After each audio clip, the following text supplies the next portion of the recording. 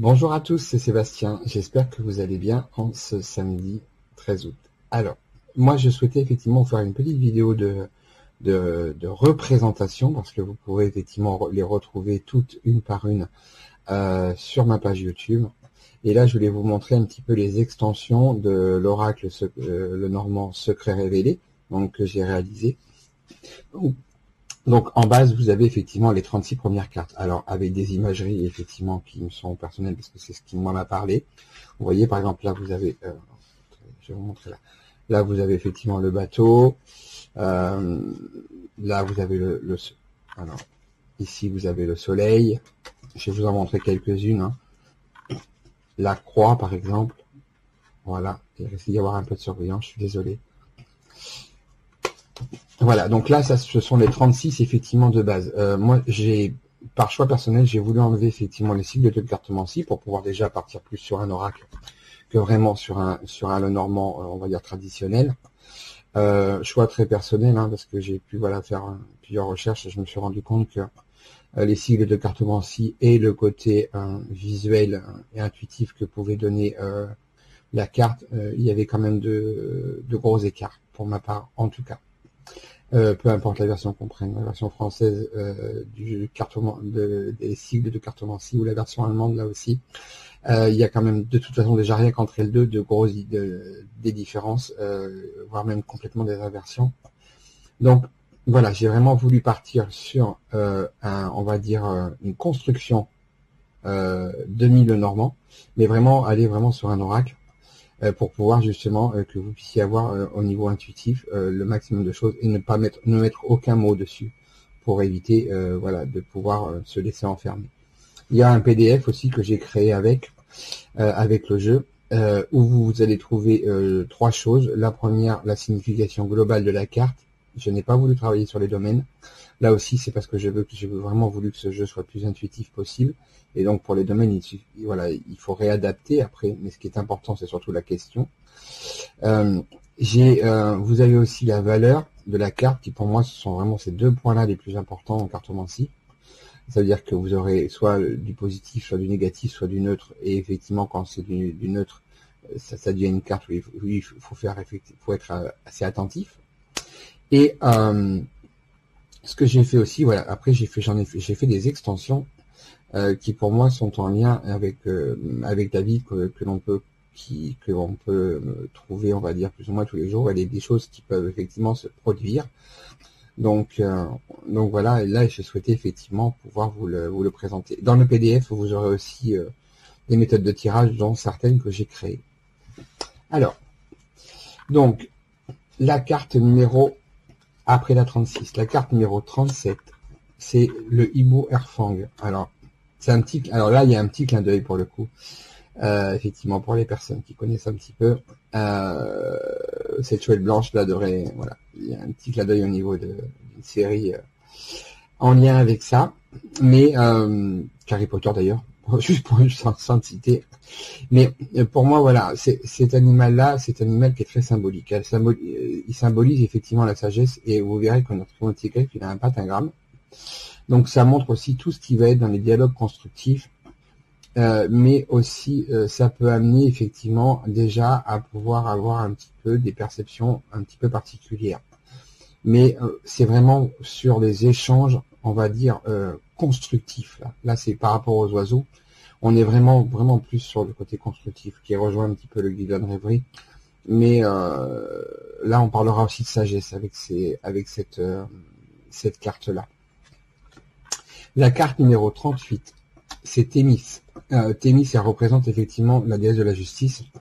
Et pour moi, il était important effectivement de pouvoir le mettre dedans, parce voilà, ça fait partie aussi de nos vies, mais on a aussi toute la partie qui est équilibre et prise de décision. Et quand la prise de décision est faite, là, pour le coup, il n'y a pas de retour possible. Et c'est une carte de réflexion aussi. La carte numéro 39. Alors cette carte, elle représente l'isolement. Alors l'isolement peut être fait de deux manières, soit voulu, soit forcé. Tout dépendra effectivement des cartes qui seront autour, et aussi la question et les échanges avec la personne. La carte numéro 40. Alors là, effectivement, c'est une aide qui vous est apportée. Alors que ça soit une aide physique ou non, mais en tout cas, il y a quelque chose ou quelqu'un qui viendra effectivement vous aider pour pouvoir passer un cap particulier. La boule de cristal en 41. Alors là, on parlera de tout ce qui va être au niveau le fait de pouvoir y voir plus clair dans une situation. Mais on parlera surtout de capacité de clairvoyance, de clairaudience, de médiumnité, etc. Là, on parlera effectivement de capacités particulières, voire de cartomancie aussi, parce que ça nous permettra de pouvoir y voir plus clair dans les choses à venir. La 42, donc là nous sommes sur les faux semblants. Donc pour moi il était important de aussi la mettre parce que là, moi j'ai pu, par mon expérience, me rendre compte que ce sont des choses effectivement qui arrivent souvent, où les personnes portent un masque et que à m'arriver à un moment donné, le masque peut tomber. Donc les faux semblants pour moi sont vraiment très très importants. C'était une des cartes, voilà, toutes les cartes de toute façon je les voulais, mais je voulais les créer, je voulais les avoir, mais voilà. Alors là, ici, vous avez la grande carte de la protection. Donc là, avec cette carte-là, déjà, elle diminuera les effets négatifs quand même des autres cartes. Et on a vraiment une réelle protection. Qu'elle soit aussi là d'ordre de vie normale ou non. Pourquoi est-ce que je vous parle de ça? Parce que la 44, c'est tout ce qui est en lien avec les énergies négatives. Alors, magie noire, auto-envoûtement, etc., etc., etc. Donc là, à chaque fois, vous remarquerez qu'il y a toujours la carte positive et son opposé, parce que pour moi, la vie est aussi faite comme ça. Il n'y a pas que des choses toutes belles et toutes roses, et que effectivement, ce genre de choses-là existe. Et ne serait-ce que même par les intentions, il n'y a pas spécialement, là, cette carte peut parler de travaux occultes, mais il n'y a pas spécialement que les travaux occultes. Le fait d'avoir des intentions vis-à-vis d'une personne qui ne sont pas bonnes, il y a un impact de toute façon arrivé à un moment donné. Donc à chaque fois là, il y a effectivement l'opposé pour pouvoir venir barrer ça. La carte numéro 45. Alors là, c'est effectivement la colère, c'est l'explosion intérieure ou extériorisée. Ni l'une ni l'autre ne sont bonnes de toute façon, mais là, en tout cas, ça y est, on est prêt à exploser. Et la boule de feu d'ailleurs montre bien que là, on est vraiment pas très très loin, il va falloir faire attention. Attention à vous, mais attention aussi aux personnes qui seront en face. Et là, nous avons la carte 46, la chaîne ouverte, la libération. Cette carte pour moi était importante, c'est pouvoir vraiment se libérer ces chaînes et libérer du poids qu'on l'emporte pour enfin aller de l'avant. Et là, vous avez la carte de l'emprise. Là, la vie, malheureusement, vous n'êtes pas maître de votre propre vie. C'est une autre personne qui gère votre vie totalement. Vous êtes plus libre du tout. Donc, alors là, effectivement, on peut en parler d'emprise, de manipulation, etc. Mais ça, ce sont des choses qui reviennent souvent et très souvent, et même dans la vie. On peut parler aussi des problématiques psychologiques avec cette carte, parce qu'effectivement derrière il y a une vraie destruction qui est en train de se faire. Et là, tout à fait l'inverse, nous avons le phénix, et il était important pour moi de pouvoir avoir cette carte là. Cette carte là du phénix va justement venir barrer celle-ci, parce que là on voit que la personne justement reprend sa vie en main, elle renaît comme l'indique le phénix. Les symbolismes des cartes sont vraiment très importants. C'est là où on voit vraiment que je suis vraiment parti beaucoup plus sur un oracle que sur un petit Lenormand classique. C'est vraiment voilà pour montrer que là il y a une vraie renaissance. La personne reprend sa vie en main. Elle se remet en action. Le ménage, le temps est venu de pouvoir enfin aller de l'avant. Et ça, voilà. La carte numéro 49. Alors là montre son opposé. Là ici nous avons ce qu'on a on peut la surnommer le dragon. Alors, je vais essayer de vous la montrer sans que ça soit voyé trop. Voilà. Mais ça s'appelle aussi l'Ouroboros. Sa signification et son symbolisme montrent effectivement tous les vieux schémas répétitifs. Toutes les problématiques où on peut se retrouver souvent devant en disant mais c'est pas possible, ça ne fait que se répéter. Voilà. Cette carte-là le symbolise. Et ça peut être tous les schémas. Peu importe le type de schéma, mais en tout cas les choses se répètent et c'est une carte à tendance négative, celle-ci. Ici, vous avez, alors là, les trois dernières, enfin les deux, celles qui vont succéder celle-ci et celle-ci vont être un petit peu particulières. Là, pour moi, il était important de pouvoir finir au moins cette extension pour le moment. avec la carte de l'équilibre émotionnel et l'équilibre au niveau de l'esprit. Donc là, ça veut dire que tout va bien. Cette carte-ci, avec le fond rouge, avec le même dessin, montre que là, il y a un déséquilibre. L'émotionnel prend trop le pas. Quand l'émotionnel prend trop le pas, à un moment donné, il devient compliqué de pouvoir gérer les choses. On est trop touché. Et donc là, il y a un déséquilibre. Et donc, pour continuer là-dessus et pour finir, nous avons la même carte, mais avec le fond bleu, qui, elle, va nous parler justement d'un déséquilibre, mais au niveau de l'esprit. Ça, quand l'esprit occulte trop le cœur, à certains moments, on n'arrive plus à pouvoir effectivement donner de l'importance et donner au niveau émotionnellement ce qu'on doit donner. Ça peut être dans n'importe quel type de situation.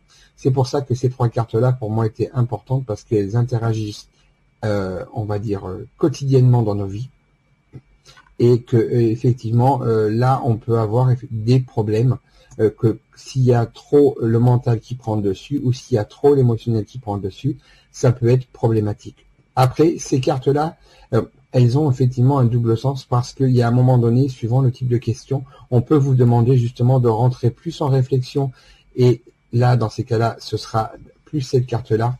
On pourra vous demander justement d'être beaucoup plus dans l'émotionnel et de pouvoir arriver à comprendre pourquoi est-ce que certaines choses ne sont pas là. Et donc, dans ces cas-là, ce sera plus par rapport à ça. À savoir aussi, pour ma part, en tout cas, que tout ce qui concerne, on va dire, l'ésotérisme, je vais mettre on va dire dans le grand sac, tout ce qui concerne l'ésotérisme. Alors, à l'intérieur, vous y retrouverez la cartomancie, la voyance, la médiumnité. Vous retrouvez d'ailleurs sur YouTube, j'ai fait effectivement une vidéo là-dessus pour pouvoir faire un petit peu, déblayer un petit peu les choses entre la cartomancie, la voyance et la médiumnité. Mais cette carte-là, en tout cas, c'est celle aussi qui va permettre de pouvoir ouvrir, on va dire, les différents types de canaux et ouvrir aussi un petit peu les choses.